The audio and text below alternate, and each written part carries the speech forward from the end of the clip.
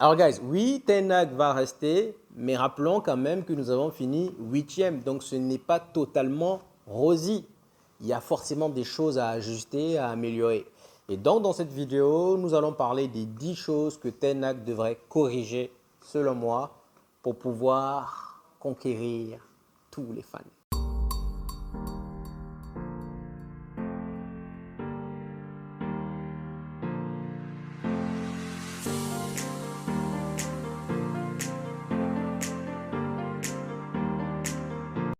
La première chose que Ten Hag devrait fixer selon moi, ça serait d'arrêter d'isoler notre 6.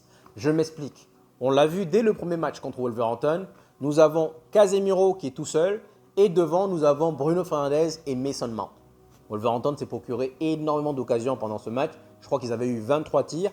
Tout simplement parce que Bruno Fernandes, Mason Mount, les deux ailiers et l'attaquant sont parfois sur la même ligne. Ça fait 5 joueurs.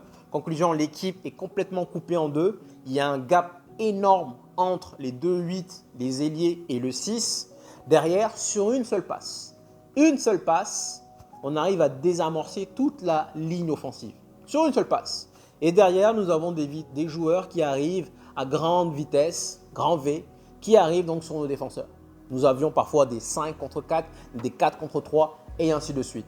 Casemiro n'ayant pas les jambes, mais même si vous le remplacez par quelqu'un d'autre, ça peut être Paulinho, ça peut être João Neves, ça peut être n'importe quel 6 que vous voulez, le vrai Casemiro, il va se retrouver quand même isolé. Il n'y a pas assez de soutien avec Bruno Fernandes et le 8. Et c'est de la même chose, même quand ce n'est pas Mason Mount qui joue, c'est McTominay, c'est Mainoo qui joue. Nous avons souvent donc les deux 8 qui sont devant et laisser le 6 tout seul. Et conclusion, sur une seule passe, toute la ligne offensive est désamorcée. Ça, pour moi, c'est la première chose qui doit régler. L'année dernière, on ne jouait pas comme ça. L'année dernière, on était beaucoup plus structuré. On avait une forme défensive assez visible. Mais cette année, ça a été catastrophique, ça a été apocalyptique. Et on l'a vu dès le premier match. À la fin du match, je me suis dit, on va être dans la haie cette année. Et Ten Hag a continué, quasiment jusqu'à la fin de la saison. On a pris 4-0 contre Crystal Palace, justement pour ça. La deuxième chose que Ten Hag devrait fixer selon moi, ça serait d'avoir une meilleure organisation sur coup de pied arrêté. Nous encaissons énormément sur coup de pied arrêté. Corner, coup franc. Pourquoi? Parce que d'habitude, nous défendons en zone. C'est très simple. Quand vous défendez en zone, vous êtes statique. Alors que le joueur adverse, il va courir, prendre de l'élan et sauter. Peut faire l'exercice. Vous pouvez sauter comme ça, de là où vous êtes, à l'arrêt, et faire un autre exercice, prendre de l'élan, courir et jumper. Et vous allez voir que bien sûr, vous allez être beaucoup plus haut en jumpant. Donc, le joueur adverse qui arrive, il saute pour prendre de l'élan, bien sûr, il attaque la balle. Nous, on est déjà sur place, même quand on saute, derrière, l'autre aura plus de hauteur et forcément, nous allons encaisser de buts. Donc, pour moi, ça, c'est un aspect sur lequel il faudra corriger. Je pensais qu'on avait pris normalement, je pense, un entraîneur de Chelsea sur les coups de pied arrêtés. Sincèrement, offensivement, défensivement, on ne marque pas beaucoup. L'année dernière, Casemiro nous avait beaucoup aidé. Il a marqué quand même pas mal de buts de la tête. Mais cette année, je pense qu'on en a marqué 4 ou 5. C'est très peu pour un club du standing de Manchester. Donc, nous devons avoir une meilleure structure défensivement et offensivement, globalement. Ça, c'est un point sur lequel il faut travailler. On doit marquer beaucoup plus de buts sur coup de pied arrêté et encaisser beaucoup moins. Pour moi, le fait d'être en zone là, ce n'est pas bon. Parfois, nous avons des joueurs comme Mainoo, comme Amrabat qui font man match, qui sont sur un géant. Donc en général, qu'est-ce qu'on fait? On a 5 joueurs qui sont en défense en zone, et généralement ce sont les grands, et nous avons les petits qui doivent attaquer les joueurs. Et parfois vous avez des Mainoo qui sont sur des géants, ça ne sert à rien. Donc il faudrait complètement revoir notre base défensive ou même offensive sur coup de pied arrêté.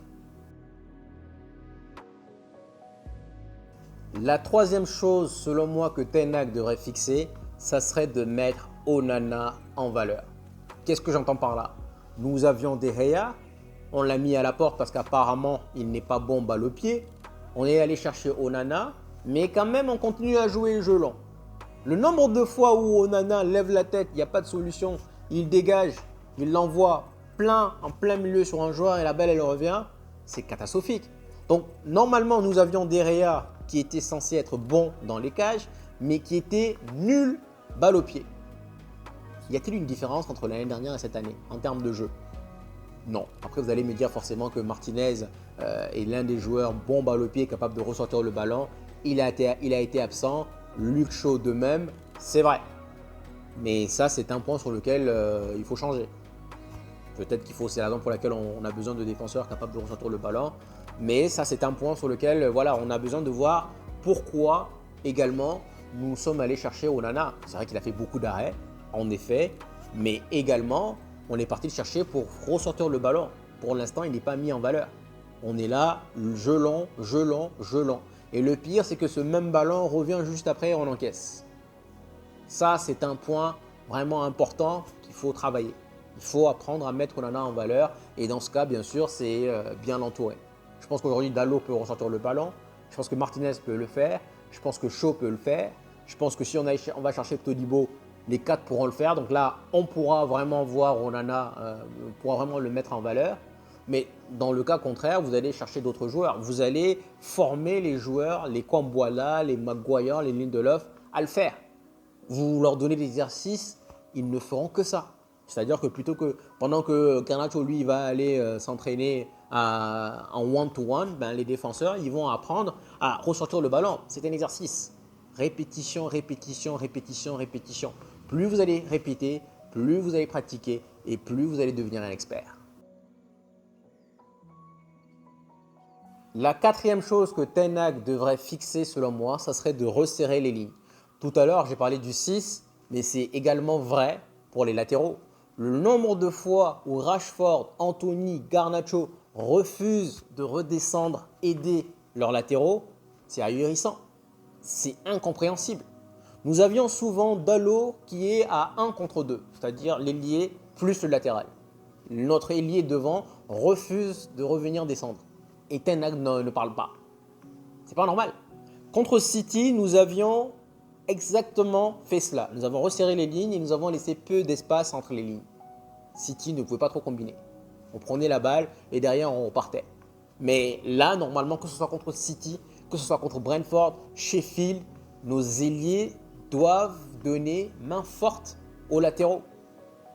Et c'est pareil offensivement. Quand je parle de resserrer les lignes, les joueurs doivent être proches l'un de l'autre. Vous voyez, City, dès qu'ils ont le ballon, il y a toujours 1, 2, 3, 4 solutions proposées. Donc derrière, il peut soit la donner à Walker, soit la donner à Stone, soit la donner à Silva, soit la donner à De Bruyne. Il a toujours une solution.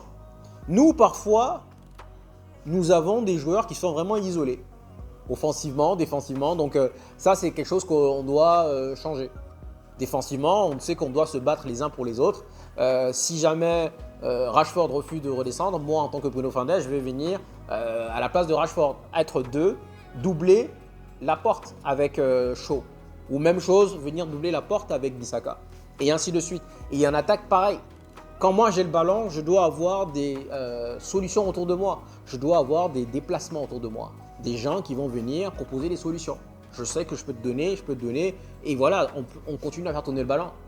Ce qui oblige parfois Bruno à faire des bam, bam, bam. Parce qu'en réalité, c'est vrai qu'il faut le souligner, il n'y a pas de solution. Mais bon, quand il n'y a pas de solution, parfois, tu n'es pas obligé de forcer. Fais juste la passe en arrière. La cinquième chose, selon moi, que Ten Hag devrait fixer, c'est d'éduquer nos ailiers.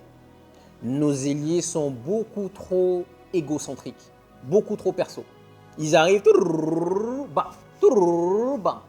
il peut te le faire 5, 6, 7, 8, 9 fois dans le même match et il n'y a aucun problème.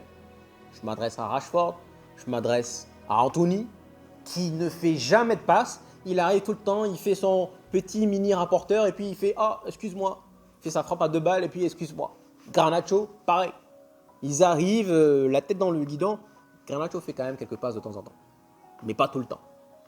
Je pense que notre attaquant, il est beaucoup trop isolé, beaucoup trop isolé devant. Il n'y a pas de service pour lui. Pour moi, la priorité première des ailiers devrait être de servir. C'est-à-dire que moi, quand j'arrive, si jamais j'ai quelqu'un qui est mieux placé que moi, je lui fais la passe. Au handball, c'est pareil. Je suis parfois dans un angle fermé en étant ailier. J'arrive, je saute. Quand je vois que l'angle est vraiment trop fermé, ben, sur le coup, avant de tomber par terre, je vais chercher mon pivot. Je vais lui faire la passe parce que je sais qu'il est mieux placé que moi et il pourra marquer, tout simplement. Donc, ça, il faut que nos joueurs arrêtent de penser à leur gueule. Il y a une loi qui dit donner pour recevoir. Tu donnes, tu reçois. Tu donnes, tu reçois. Tu donnes, tu reçois. Tu donnes, tu reçois. D'une manière ou d'une autre. Donc aujourd'hui, City, qu'est-ce qui se passe? Bernardo Silva, il arrive, il fait la passe à De Bruyne parce qu'il sait que dans le même match ou dans un autre match, De Bruyne va se retrouver dans la même situation et De Bruyne va lui renvoyer l'ascenseur. Tu donnes, tu reçois. Donc il faudrait que nos joueurs, j'ai parlé des ailiers, mais il n'y a pas que les ailiers. Il y a Bruno qui parfois qui s'amuse à tirer à 30 mètres, à 40 mètres. Ce n'est pas la solution. Et derrière, on rend le ballon à l'adversaire alors qu'on aurait pu encore le faire tourner et puis les faire courir un peu. Donc pour moi, ça serait vraiment de les éduquer de façon à ce que si tu n'es pas dans la meilleure condition, dans les meilleures dispositions possibles, tu ne tires pas. Tu lèves la tête, tu regardes s'il n'y a pas une meilleure alternative, il n'y a pas une meilleure solution. La sixième chose que Ten Hag devrait fixer, selon moi, serait de mettre notre attaquant en valeur.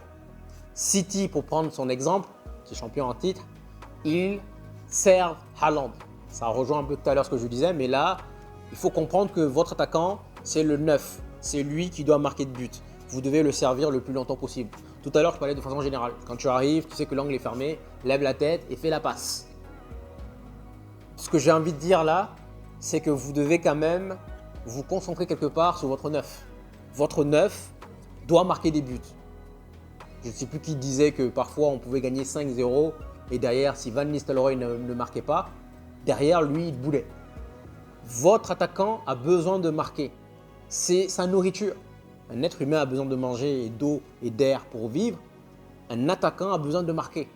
Donc, dites-vous qu'en tant qu'ailier, en tant que 10, en tant que voilà, la priorité première pour un attaquant, c'est de marquer. De même que la priorité première pour un défenseur ou pour un gardien, c'est d'avoir un clean sheet. Donc, vous devez vous concentrer, vous focaliser beaucoup plus sur votre 9. Les buts que Højlund il a marqués l'année dernière, il les a quasiment marqués seul. Pas vraiment d'aide, ce sont des buts de charognard. C'est vrai que parfois on le sert et ça revient dans le sens où cet attaquant-là aussi doit améliorer, en parlant de Højlund, doit améliorer également ses appels, doit également améliorer sa coordination avec l'équipe, son placement, comprendre le positionnement, se mettre où se mettre. Vous devez en fait communiquer par télépathie. Donc, améliorer la relation de l'équipe avec leur 9. Ça, c'est ma sixième règle. Septième règle, il faut avoir un fond de jeu. Cette année, il y a eu des blessures. Mais quand vous regardez Klopp jouer, quand vous regardez Guardiola jouer, quand vous regardez Arteta jouer, il y a un fond de jeu. Et ce, même lors de la première saison de Klopp. Quand Klopp est arrivé en mi-saison, tout de suite, on a commencé à avoir un fond de jeu. Derrière, il y avait des scores 5-4, vraiment. Je me rappelle d'un match où ils ont gagné 5-4 contre Norwich. Mais derrière, il y a un fond de jeu. Il manquait les joueurs, on voyait qu'il manquait les pions, mais il y avait un fond de jeu. Les joueurs savaient où ils allaient. J'ai vu un autre match de Liverpool où il a mis quasiment son équipe C, c'était les petits qui jouaient, et ils avaient la même philosophie. Ils jouaient de la même manière que les grands. Chez nous, je pense que les petits ont commencé à assimiler cela. Les grands, ils ont plus de mal. Et c'est la raison pour laquelle parfois je tape sur la table en disant que bah, écoute, si le grand il a du mal à vouloir intégrer ce que tu lui dis, fais jouer les petits. Pas tous les petits, mais il y a forcément des petits pioches que tu peux mettre quelque part. Donc pour moi, ça c'est un point important. Avoir une philosophie de jeu, savoir qu'est-ce qu'on va jouer comme football. Et surtout ne pas être borné. Savoir aussi s'adapter. C'est-à-dire qu'aujourd'hui, là maintenant, pas forcément aujourd'hui, même dans une séquence, là on est compact et tout d'un coup on joue en transition, mais dès qu'on a le ballon, savoir où je vais, moi en tant que latéral, où je vais me placer, moi en tant qu'ailier, où est-ce que je vais être. Comme ça, on va commencer à jouer même les yeux fermés. C'est-à-dire que moi, en tant que Bruno Fernandes, en tant que Mason Mount, en tant que Casemiro ou en tant que McTominay ou je ne sais pas qui, en tant que milieu de terrain, je sais sans regarder que j'aurai Bissaka à cet endroit là-bas. j'aurai Dalot à cet endroit, donc je peux faire la passe. Une philosophie de jeu, c'est avoir un plan où les joueurs vont se déplacer, vont aller dans les espaces. Ça, c'est quelque chose qu'on n'a pas eu l'année dernière. Et pour moi, il a beau dire que le back four, c'est vrai que c'est important pour lui, mais encore une fois, offensivement, on n'a pas besoin de back four. Peut-être pour sortir le ballon, mais offensivement, on n'a pas besoin de back four. Il nous faut une philosophie du jeu, une identité de jeu qui nous est propre. Numéro 8, Ten Hag doit commencer à faire tourner. On l'a vu l'année dernière, il a fait jouer les mêmes joueurs, encore et encore et encore. Le 7-0, je répète, j'ai déjà dit, on n'a pas pris 7-0 parce que Liverpool était loin au-dessus de nous. On prend 7-0 parce que nos joueurs étaient cramés, parce que nos joueurs étaient fatigués. Donc, quand on commence la période post-Coupe du Monde, ce sont les mêmes joueurs qui jouent tous les 3 jours. Encore et encore. Le problème de Ten Hag, c'est qu'il a constitué un 11 et non une équipe.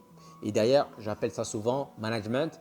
Vous allez derrière créer des frustrations, des frustrés, des personnes qui vont se dire écoute, ça ne sert à rien que je me motive, ça ne sert à rien que je me donne parce que dans tous les cas, je ne jouerai pas. Et derrière, vous allez aussi, dans un autre côté, vous allez aussi avoir des personnes qui vont s'asseoir sur leurs acquis, qui vont se dire de toute façon, je suis titulaire, il n'y a pas de problème. Ça, management parlant, c'est carton rouge. Donc, ils doivent faire beaucoup plus tourner. On joue aujourd'hui un match d'Europa League. Rashford va jouer. Demain, ça va être Garnacho. Mais en tout cas, Rashford va sortir, sachant qu'on a un match important. Donc, jeudi, Rashford va sortir à la 60e minute. Garnacho va rentrer et ainsi de suite. Parfois, nous avons des joueurs comme Bruno Fernandes qui jouent continuellement 90 minutes. Et à la fin, on se demande pourquoi ils sont cramés. Donc d'un côté, on a des joueurs qui sont complètement cramés, qui n'ont plus d'énergie et qui ne sont plus productifs. Et de l'autre côté, nous avons des joueurs qui ne sont pas motivés parce qu'ils se disent que dans tous les cas, ça ne sert à rien que je vienne me motiver, ça ne sert à rien que je vienne me donner à fond, je ne vais pas jouer. Donc, et pour l'effort, et pour management, et pour faire reposer certains joueurs, Ten Hag a besoin de faire tourner un peu plus. La 9e chose que Ten Hag devrait fixer selon moi, ça serait d'arrêter le bricolage. Je suis désolé, à titre d'exemple, vous avez beau me dire que McTominay, il aime le club. Il est plein d'abnégation, plein de bonne volonté, de détermination. Tout ce que vous voulez, vous pouvez lui donner les qualités, les caractéristiques, c'est comme vous voulez, il n'y a pas de problème. Ce n'est pas un 10. Je répète, ce n'est pas un 10. Je répète encore une fois, ce n'est pas un 10. Et surtout, dans le cas où nous avons déjà un 10, c'est-à-dire qu'il y a déjà un 10 dans l'équipe comme Bruno, on décide de mettre un McTominay en 10 pour faire jouer notre 10 en ailier. De même que McTominay n'est pas 10, Bruno Fernandes n'est pas ailier, guys. Je ne sais pas, je suis désolé, non. Faux 9, ok. Mais 10 ailier, non. Bruno Fernandes ailier, non. C'est pas un ailier. Ça, c'est non. Mettre McTominay en 10, je suis désolé, c'est pas lui qui va venir nous faire des ouvertures, nous procurer des occasions. Il va marquer, oui, mais c'est pas lui qui va créer des occasions pour notre attaquant. Créer des occasions, ouvrir le jeu, vraiment, c'est pas lui qui va faire ça. C'est pas lui. Ce n'est pas un 10. Il a beau avoir toutes les qualités du monde, vous avez beau l'apprécier, ça c'est un fait, ce n'est pas un 10. Je pense que c'est l'une des choses qui m'a le plus agacé. Voir McTominay en 10, pour moi, McTominay c'est pas un 10. Et Bruno Fernandes n'est pas ailier. Ça, ce sont quelques exemples, mais arrête le bricolage, Ten Hag. Arrête le bricolage. Arrête le bricolage. Ce qui nous amène au 10e point. Vous l'aurez compris, le 10e point, ça serait qu'il arrête le favoritisme. Qu'il arrête le favoritisme. Quand ton Anthony, il est nul, tu le mets sur le banc. Même si c'est ton Anthony, même si c'est ton copain, même si c'est ton ami, même si c'est ton neveu, tu le mets sur le banc. Je suis désolé, on redistribue les cartes. Quand ton Maxos, il ne sert à rien, tu le sors. McTominay, parfois, il est invisible, il joue 90 minutes. No comment. Faut qu'il arrête son favoritisme. Même Bruno Fernandes, à la fin, il était cramé. Et d'ailleurs, je pense que le fait qu'il soit reposé 2 matchs, on a vu un meilleur Bruno Fernandes. S'il a été aussi bon en FA Cup, je vous dis, c'est parce qu'il a raté 2 matchs. Parce qu'il a eu le temps de se reposer. Si Bruno avait joué les matchs contre Arsenal et contre Crystal Palace, je vous garantis qu'il n'allait pas être aussi bon lors de la finale de la FA Cup. Donc qu'il arrête son favoritisme. McTominay, Bruno, Anthony, qu'il arrête son favoritisme. Et qu'il redistribue les cartes quand il faut. Tu es bon, ok. Tu n'es pas bon, va faire un tour sur le banc. Va réfléchir un peu. Même Van Nistelrooy, Ronaldo partait sur le banc avec Ferguson. Il n'y a pas de favoritisme. Tu es assez bon, tu performes, tu joues. Tu n'es pas bon, tu vas sur le banc. Va réfléchir là-bas. Va remettre des idées en place. Tout simplement. Arrête ton favoritisme. Je peux même aller sur un 11e. Ose. Parfois ose un peu plus. Ose comme tu ne l'as fait contre Liverpool en quart de finale de la FA Cup. Ose. Ose. Parfois ça manque un peu de punch, un peu de sel. C'est trop stéréotypé. Tu arrives, on connaît ton 11, on connaît tes changements. Diversifie. Ose. Change. Voici, guys, les 10 choses que Ten Hag devrait changer selon moi. Dites-moi ce que vous en pensez. Faites-moi part en commentaire si vous estimez que j'ai oublié quelque chose. Merci encore une fois d'être arrivé jusqu'ici. Grand merci à vous.